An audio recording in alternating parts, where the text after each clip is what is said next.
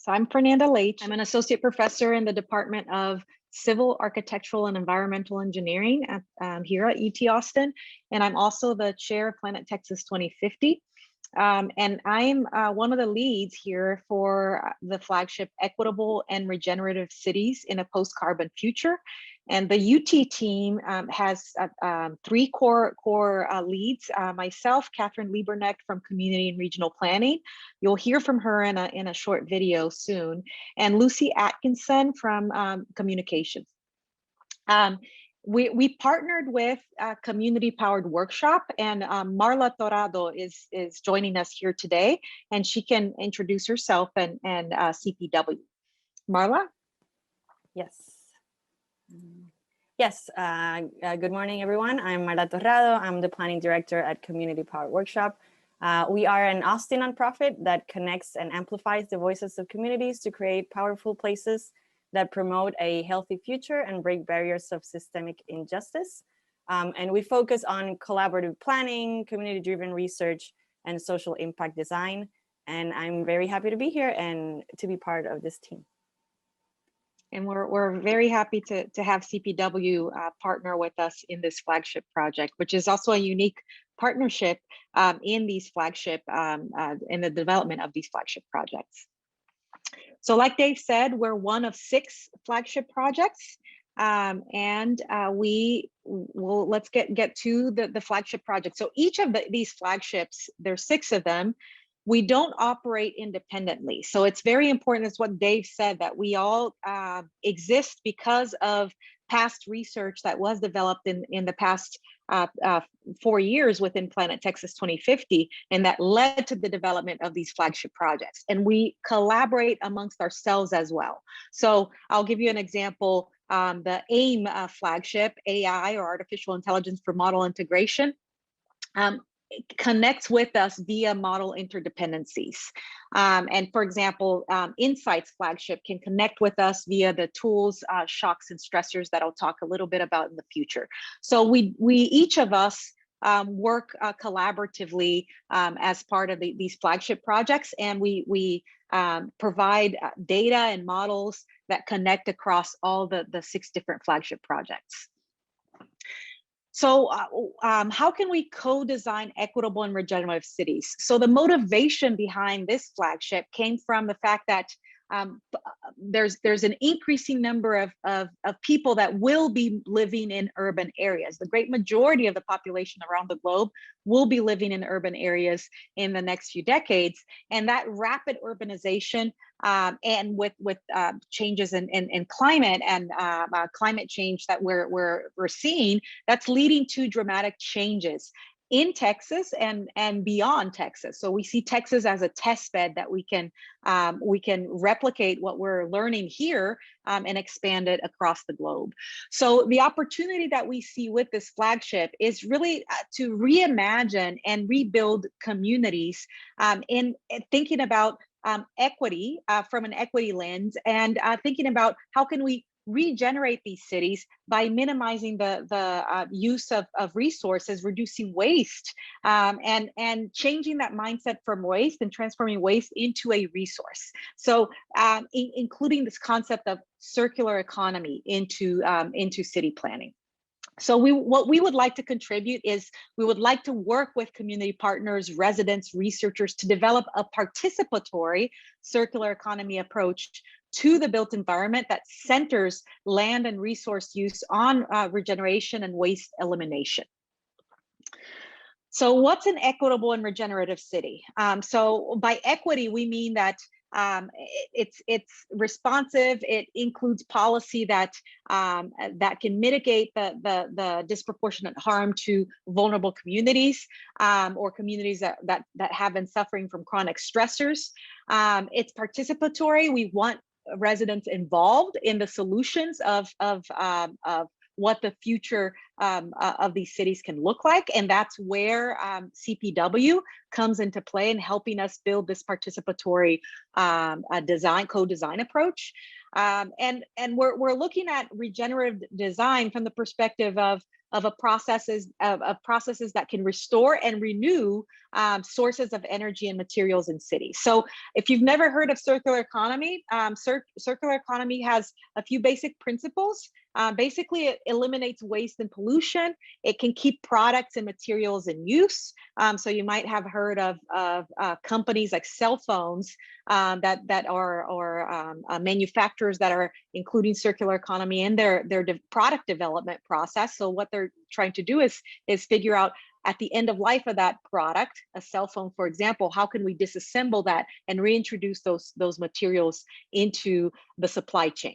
So in the same way, we can think of city systems in a circular fashion as well, and in a way that we can regenerate natural resources. And circular economy is by principle, by itself, by design, it's already distributed, it's diverse, and it's inclusive, because we're creating new processes, we're generating new expertise, and we're creating more opportunity for new job creation as well in urban areas. So I'll hand this off to Marla.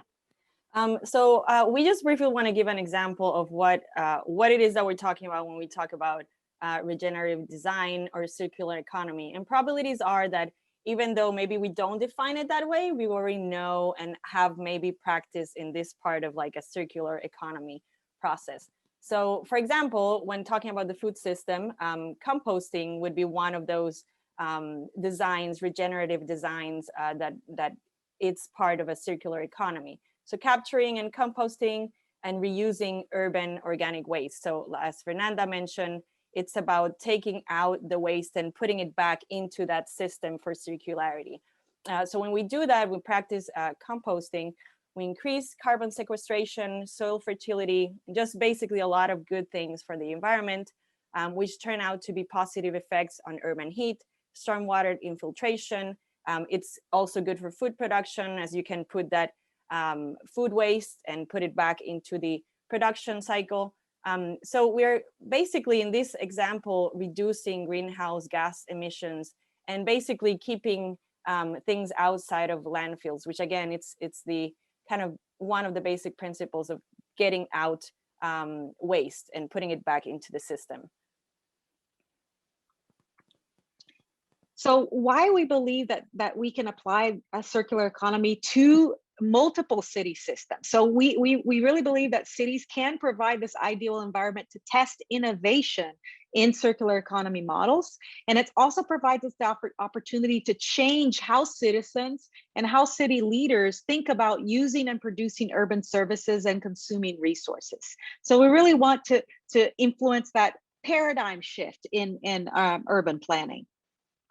So our approach, we're really scaling up circular economy. We've seen it apply to specific systems, specific product development, but we're thinking about cities as a composition of multiple systems. And you can see several examples here in this slide. So we're scaling up. We want to develop a human-centered circular economy by really rethinking and having that shift in mindset. And we began this work by focusing on food systems, which is very, very relevant and something that everyone can relate to. We all need to eat. We all purchase food. We all consume food in different ways. So that's our initial focus is on food systems. And but I think that the other important point is that we're looking at in phases 2 and 3 of this flagship. So phase 1 will focus on food systems, but phase 2 and 3, we're going to look at other systems as well. But to give you a sense of what another urban system might look like, let's look at this example from Catherine Lieberknecht that she'll talk about a water system. Hi, I'm Catherine Lieberknecht. I'm one of the co-leads of this flagship, and unfortunately I can't be there virtually in person today, so I'm recording this short video. We're just going to walk through an example of a project here in Austin that uses principles of the circular economy to get a sense of what we're thinking about and talk a little bit about what we hope to add to this model through this research project. So I just have one slide I want to share. Just give me a second. And all right, oops, come back. So I want to talk about the Seahome District in Austin. So this is a redevelopment of a brownfield site. It was the power plant downtown. You can still see the existing building that they repurposed, and the smokestacks are still there.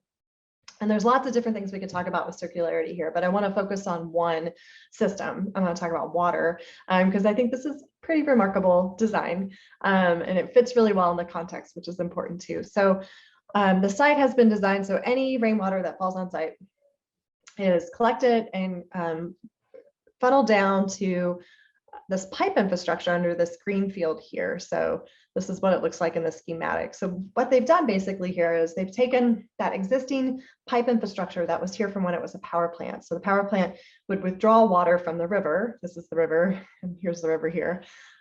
Withdraw water from the river for power generation. When they redeveloped, they basically took that existing underground pipe system, capped it, and now it functions as a giant rainwater tank underground. So they're able to reuse that material.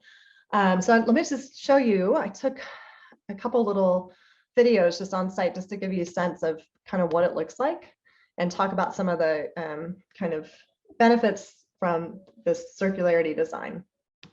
So here's that field we were just looking at. It looks a little scruffy. Kind of, there's the power plant, the old power plant in the back. There it is again. We're still going. And then you kind of, that's the new library. And you can kind of get a sense of the size of this field. As you walk through it, there's no indication that there might be 300,000 gallons of water under your feet, which is potentially a lot of water until you hit the sign and you can see it. And then you kind of go up to give you a sense of the other side of it for scale. So let me stop that one and then show you what the drainage looks like. So just as you move uphill to the site, to the old building, you can see that there's just rainwater collection drainage throughout the site. So I tucked on the sides, tucked around the landscaping. So when it rains, everything that falls on site is collected and is reused. And there's enough capacity underneath that green field. Just going to pause it here for a second. There's enough capacity under that green field that you can store up to 325,000 gallons of rainwater. I'm going to wrap it up in a minute. That's my timer, which is enough water to supply all the exterior, external water use on site. So all the lawns and landscaping, which is a big deal, especially in a hot climate like Austin that uses a lot of water in the summer. So that kind of brings me to, and I'll go ahead and stop sharing, just kind of talk this last piece, kind of the benefits from a circular economy perspective. It's that huge reduction in potable water use. That's 6,500 bathtubs that can fit of water that can fit under there. So reduction in potable water use, which means reduction in that embodied energy in that potable water use when the city municipality produces and moves that water around. Reduction in material use, so that all the rainwater systems, the tanks underground, were used of repurposed material from the existing plant. And then also it's improving water quality because the water is captured on site before it hits the road. So it's not getting polluted and then running into the lake. And that's another principle of a circular economy, which is that it helps to regenerate ecosystems in cities and other places. In addition, it also provides some open space. There are a lot of new condos in the area and people use it for an off-leash dog area. So that's maybe a less material benefit. But I did want to bring it up because as you kind of walk up into the site, you can see that it looks really exclusive. There is no low to middle income housing anywhere, blocks and blocks and blocks on the site, but there's a lot of new condos. And I think just to conclude, that's what we're trying to bring to this project, that we're talking about regenerative design or a circular economy, but we're trying to center the circle around an equity lens. And we're trying to do that through involving residents as participants in every aspect, every stage of the research project. So that concludes my example of Seahome, and sorry I wasn't able to be there in person today, but look forward to updating you on the project later. Okay, so that was Catherine. So our project has 3 phases. Phase 1 is our case studies phase, and that's the phase that we're in right now. So we call this our storytelling phase. So we hope to develop a set of cases and from those cases extract tools, strategies, policies that examples of circular economy that might be already in use by citizens. And in this phase, we're focusing on that food system, like I said before. Phase 2, we're going to expand into multiple systems, and we're going to be looking at different systems, shocks, and stressors in the built environment, or what can impact those systems. So for example, the food system, how has COVID impacted food access to different citizens that might already be suffering from chronic stressors.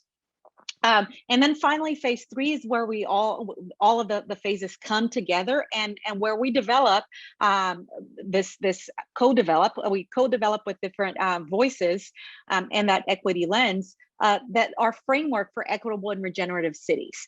So basically a collection of tools, strategies, and policies in which we can reimagine the future of our cities by implementing these circular economy principles. So I'll hand it off to Marla to elaborate on phase 1. Yes, so for phase 1, as Fernanda was talking about, we're going to be looking at the case studies. It's already happening from March till August. The UT team composed of Lucy, also partnering with Lucy in the communications department, and then Community Power Workshop. We're going to be working together with her to really make sure that we can find those particular case studies that can speak to what are the communities doing right now, that kind of getting curious and learning about what people are doing that is already can be described as a circular economy. Case studies will focus on Texas and beyond, like Fernanda mentioned, looking at circular economy and equitable green infrastructure. And then, yes, we're going to be focusing on tools, strategies, approaches, and policies that will be able to achieve sustainable resource use, emissions reduction, and all the things that we have been explaining that are part of the circular economy, and making sure that resources are used and not and waste is eliminated. So if we go to the next slide.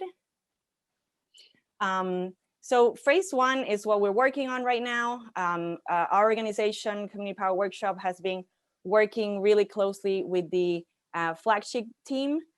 We've been developing the different engagement platform to be able to collect this information. And like I said before, really wanting to get curious and learn from different stakeholders, from residents, from people that work in the food system directly. But again, like Fernanda mentioned, we all have experience in the food system, especially as consumers. So we really want to understand how people are using the resources and where are specifically the opportunities to be able to bring resources back into the circulation, but most importantly, see if there are also any opportunities that can help us connect the food system eventually with other systems as the project keeps moving along in the different phases.